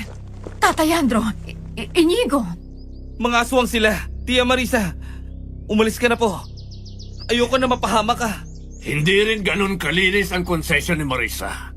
Kung tutuusin, ang laki ng kasalanan niya. Hindi ba, Marisa? Wala akong kasalanan. Tia, umalis na po kayo dito. Magtawag ka ng kung sinong pwedeng tulungan tayo. Sige, subukan nyo. Kung ayaw yung patayin ko kayo ngayon din. Roman, huwag ka nang pumasok sa problema ng pamilya nila. Ibalik mo si Isabela. Kung ayaw mong malagutan ng hininga ang iyong tiya. Total, may atraso naman siya sa'yo. Bakit hindi na lang kita tutulungan? Roman, maawa ka sa akin. Hayaan mo na sila. Ibalik mo si Isabela. Hindi ko magagawa ang ibinibintang nila sa akin. Maniwala ka. Hindi ka pa rin ba binabangungot ang mga nakikita mo, Marisa? Hindi pa sapat yun para tigilan mo ang pamilya namin at huwag kang sasali sa gulo. Unang-una, mabuti ako sa inyo, Tatay Andro. Wala akong ibang ginawa kundi ang pagbigyan kayo sa kagustuhan nyo. Hindi ko palalampasin kung paano nyo inatake si Joseph. Nagbabalat kayo. At hindi pa ako nakakasiguro kung sino pang pwede nyong saktan. Gagawin ko ang lahat para ipaghigante ang mga pinahirapan nyo. Kayo ang dapat na mawala sa mundo. Sinabuyan ko sila ng asin at iilang likido na may binabad na bawang sa suka. Nakita ko ang pangihina ni Tatay Yandro at tuluyan niyang pagbagsak. Tumayo naman si Inigo at walang pasabi na inatake si Tia sa harap ko at madiin na sinunggaban ang kanyang leeg. Bitawan mo ang Tia Inigo! Hindi ko akalain na maghahanap ka pa ng kakampi matapos mong halos patayin ang lolo ko. Paano mo kami nagawang pagtaksilan matapos ang lahat-lahat ng mga naitulong namin sa'yo? Hindi ko sinasadyang makain yun ni Tatay Andro. Sinungaling! Nahirapan siya huminga sa pinainom mong gamot. Ano pang mga gamot ang ipinahid mo para tuluyang mawala ang lolo ko? Wala yun sa plano. Alam ko nagtatabi ka ng mga kakainin ni tatay na walang bawal sa kanya. Pinagplanuhan mo siyang patayin matapos kay Lola. Bitawan mo ang Tia ko! Ibabalik ko si Isabela sa inyo. Ngunit hindi sa ganitong paraan. Ayokong nasasaktan ng mahal ko. Kahit iwanan mo na sa amin si Chamarisa mo, Roman. Siya naman talagang punot dulo ng lahat. Hindi ko akalain na kahit kami ay tatraydorin niya. Napapatawad mo ang tulad niya na pinatay ang lolo ko at ang iyong ina? Oh, Tia, Walang katotohanan, Roman. Pinagbantaan na kitang huwag kanino magtiwala. hindi pa ba patunay itong ginagawa mo sa akin, Tia? Hindi ko lubos sa kalain na ikaw pala may pakana sa likod ng pagkawala ng aking ina. Paano mo nagagawang magsinungaling sa akin? Dahang-dahang itinaas ni Inigo ang dala niyang kutsilyo hanggang itinutok niya ito sa leeg ni Tia. Bigla akong nanigas sa kinatatayuan. Hindi ko napigilang bumuhos ang emosyon nang maalala ang ginugunitan namin ni Tia. Bitiwan mo si Tia! Hayaan mo na ako, Roman. Alam kong hindi ko na maibabalik lahat ng pagkukulang ko sa'yo. Ngunit nagpapasalamat ako sa mga pagkakataong nandyan ka para samahan ako. Inalagaan mo ako sa tuwing nararamdaman ko na naman ng aking sakit. Pakisabi sa iyong ama na, patawad. At sana'y patawarin mo ko, Roman. Patawarin mo ko, Inigo. Kung bakit ako naging dahilan, kung bakit malungkot ka ngayon. Hindi ko lubos maisip na mahalaga pang lola sa'yo. Akala ko, noong mga panahon na umalis ka, ay gusto mo ng talikuran ng lolang naging mahigpit sa'yo. Patawarin mo ko sa lahat ng nagawa kong mali. Hindi ko mapapatawad ang sarili ko sa nagawa. At wala akong karapatan na diktahan ang nararamdaman mo. At sa'yo, Roman, lalo na kay Tatay Andro, kung paraan ang mawala ako sa mundo, huwag kang magdalawang isip na gawin yun, Inigo. Ituloy mo. Inigo, bitawan mo ang kutsilyo. Pag-usapan natin to ng mabuti. Tungkol naman saan? Sa mga kasinungalingan niya sa atin? Alam mo, Chamarisa, ang ayaw ko sa mga tulad ninyo, ang pagiging sinungaling at manggagamit. Sapat na ang masaktan ni Lola. Pero walang mas titimbang doon kung tuloy na siyang mawala sa mundo. Hindi ko sinasadyang matulak siya sa sapa. Nagkausap kami. Nalayuan ni Roman ang kanyang apo na si Isabela. Kung hindi ako sumunod, baka siya nang may ginawa. Hindi ko alam ang posibleng mga gagawin ni Nana Yora. Dahil dahan-dahan niya rin akong pinapatay sa mga dala niyang pagkain. Saksi si Roman. May lahi kayong aswang at natatakot ako. Mamamatay tao ka. Katulad ka namin, kaya isa ka na ring aswang. Hindi pa ba sapat yun? Roman, patawarin mo ang tiya. Siguro nga'y aswang ako. Gusto ko nang matapos ang lahat ng mga bangungot ko. Akin na! Huwag mong subukan na magtago sa amin! Isusunod kita sa tiyahin mo! Walang alinlangang umatake si Tatay Yandro, ngunit nag-amba itong lumapit sa akin na siyang mabilis na pagharang ng katawan ni Tia Marisa sa akin. Mabilis ang paghinga ko nang makita siyang humandusay sa sahig. Galit ang mga mata ni Tatay Yandro sa akin habang dahan-dahan akong tumakbo palabas ng kanilang pinto at mabilis na tinahak ang ibang daan papuntang sapa. May iilang mga kakahuyan na tiyak na maliligaw ka sa pare-parehong itsura nito. Hindi ko pa natatanaw ang sapa, ngunit naririnig ko na ang malalakas na ungol ng mga aso. Mabilis akong nagtago sa iilang kakahuyan habang naririnig na umaalingaw-ngaw ang boses nito sa pagbabanta. Tinahak ko ang daan kung saan ang dating pagkikita namin ni Joseph. Napatalon ako sa kaba nang meron akong nakitang babae na nagtatago rin sa kakahuyan.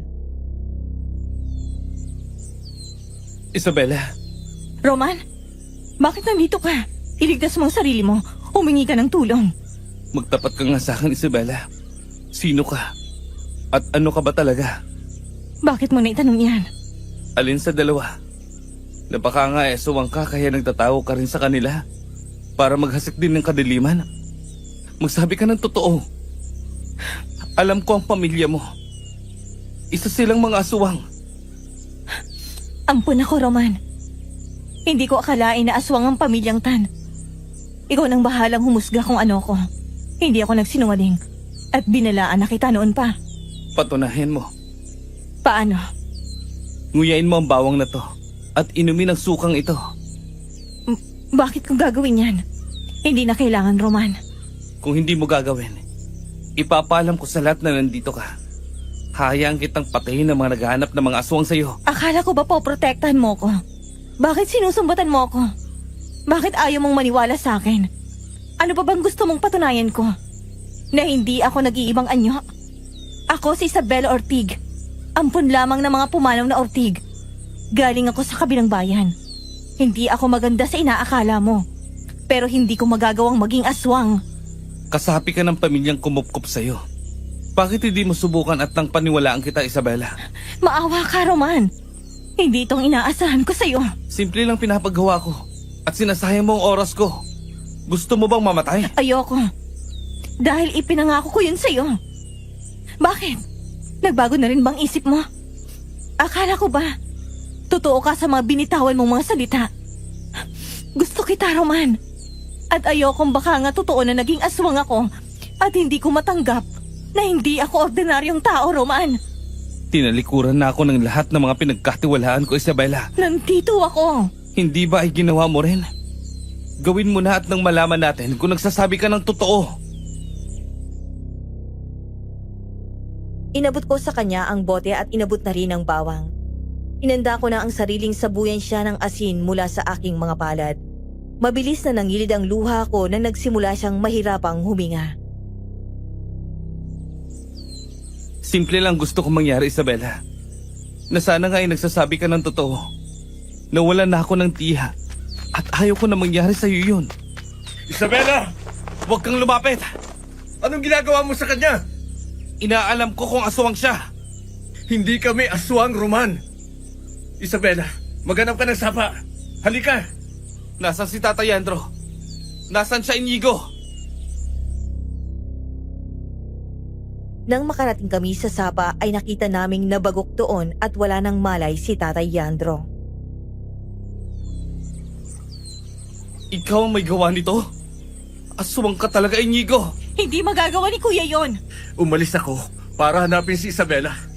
Mas inisip ko ang kapakanan ng kapatid ko. Siya ang binabantayan kong maigi. At nagawa mo siyang pakainin ng bawal? Mabilis na humagulgol si Isabela nang makitang matanda. Kahit nahihirapan siyang huminga at hinapo ang dibdib, ay hindi pa rin daw natinag na yakapin ng walang buhay na si Tatay Yandro. Kinabukasan, binisita ko kung nasaan ang pagamutan. Doon idinala ni Inigo ang nahimatay niyang kapatid. Ilang oras pang naghintay bago ito nagising. Bakit nagawa mo sa kanya to? Hindi ko alam na may kalagayan siyang ganito. Kumusta ang kalagayan, Isabela? Mayroong allergy si Isabela sa mga kinain niya. Nagsilabasan ng mga sintomas. Nadala ako sa lahat ng pangyayari. Pasensya, Inigo. Kay Isabela ka humingi ng tawad. Hanggat hindi ka niya napapatawad, ay ganun din ang magiging desisyon ko. Hindi ko mapapatawad ang sarili ko sa nangyari, Inigo. Patawad at nakikiramay ako sa iyo. Matapos ang ilang buwan simula nang mailibing ang bangkay ni Tatay Yandro at Tia Marisa, ay nagpupumilit na si Itay na umuwi ako pabalik ng syudad. Natatakot na rin siya sa naging bali-balita ni Lola tungkol sa mga aswang. Kahit isang linggo lang po, Itay. May ginawa ba sila dyan sa'yo? May kakausapin lang ho ako bago bumalik sa syudad. Kailangang pumalik ka na rito. Kung ayaw mong sugurin ko ang lugar na yan. Mahalaga lang po na bagay bago ako umalis. Sisiguraduhin ko pong bumalik ka agad, Tay. Pasensya na po. Anong mangyayari sa trabaho mo? Ilang linggo ka nang wala sa sarili. Kahit na mga ipinagagawa sa'yo ng boss mo ay palpak. Hindi ka naman ganito, anak. Hindi nga ako nakabalik sa syudad tulad ng inaakala kong kasunduan habang pansamantalang binabantayan si Tia Marisa. Hindi pa rin ako nagkaroon ng tiyempong humingi ng tawad kay Isabela. Ilang linggo na akong bumibisita, ngunit ayaw niya raw akong makita ayon kay Inigo. Hanggang hindi ko inaasahan nang huling paalam ko sana sa araw na yon para umalis. Naabutan ko si Isabela, nag-aambang tumalon sa mababatong gilid ng sapa. Ngunit sa gulat niyang makita ko ay nadulas ito at mabilis na inanod ng malakas na agos ng tubig. Isabela! Roman! Tulong! Kumapit ka! Salamat, Roman. Ganito na lang ba talaga kita maabutan, Isabela? Gusto kong tumalon, pero ayokong mamatay. Ganito na rin ba talaga ang galit mo sa akin? Dahil ano? Dahil aswang ako? Ano pang ipapagawa mo? Hanggang sa malagutan ako. At nang mapako na rin ang gusto mong ipangako ko sa'yo. Hindi yun ang ibig kong sabihin, Isabela. Gusto kita at ayaw ko na. Nasa tuwing naabutan kita ay dito ka sa sapa. Na parang gusto mo rin bawiin ang buhay mo. Nagpapaalala sa akin ng mga namatay na malapit sa akin. Naiintindihan ko. Sana ay maging maayos ang pagbiyahe mo pabalik. Nandito ako para humingi ng tawad.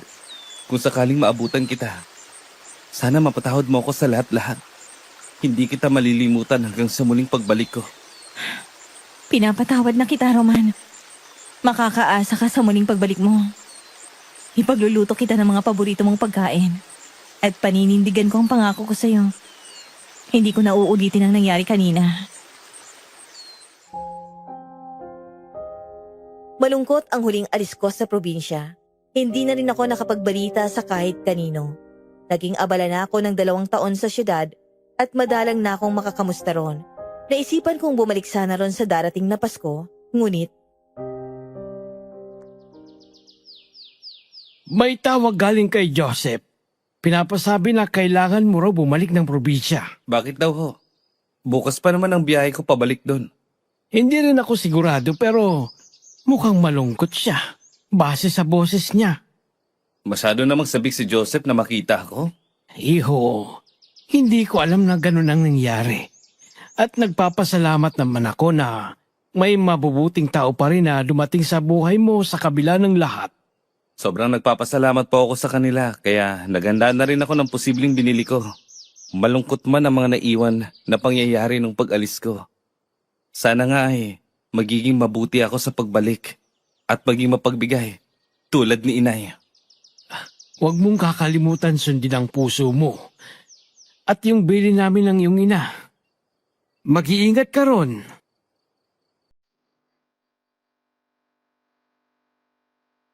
sa huling sandali ng pagkikita namin ni Isabela ay siyang huling pamamaalam ko na rin pala. May iilang dumalo sa kanyang libing. Pagkabalik ko sa kanilang tahanan, Hindi ko magawang lumapit sa kanya gaya ng nagawa rin ni Tia Marisa nang mamatay si Nanay Yora. Hindi ko akalain na sa muling pagbabalik ko, madadatnan ko ang pangakong napako ni Isabela. Hindi ko lubos akalain na mawawala siya ng ganun. Itinuro sa akin ng lugar na ito ang iilang mga bagay na darating sa buhay ng hindi inaasahan. Mula sa pagsagip kay Isabela, naging dalo yon ng aming kwento sa isa't isa na siyang bibit-bitin ko magpakailanman. Isang makabuluhang kwento ang ating narinig mula sa ating letter sender, kung saan itinuturo na sa kabila ng mga taong tinutulungan, pinagkakatiwalaan at pinangakuan ng isang bagay, ay mapipiling tanggapin ang nakaraan at ipagpatuloy na tuparin ang paglaganap ng liwanag mula sa wangis ng kadiliman. Maging pulot sana ng aral ang kwentong ibinahagi sa atin ni Roman, ang kanyang natatanging aral sa iniibig at paggamit ng pag-asa na sana'y darating pa sa minimithi niyang pagkakataon. Maraming salamat sa pagsubaybay at pagsuporta sa ating bagong kwento. Naway nagustuhan niyo ito at nakapagbigay aral. Hanggang sa muli, mga minamahal naming listeners.